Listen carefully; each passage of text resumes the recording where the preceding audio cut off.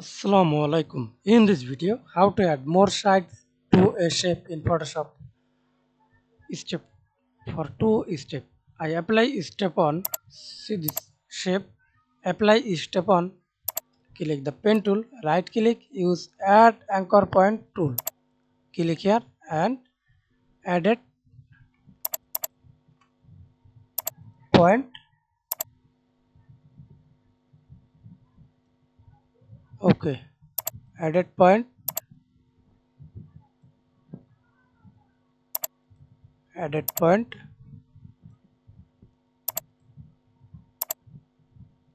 That's it. And step two. Click a new layer. Right click polygon tool and edit sides. Example, I use 3 sides or 5 sides. Settings, smooth corner, stars or smooth. Example, click smooth corner, do not smooth corner, and do not use star. That's it. Thanks for watching video. Please subscribe to my channel, like, comment, share.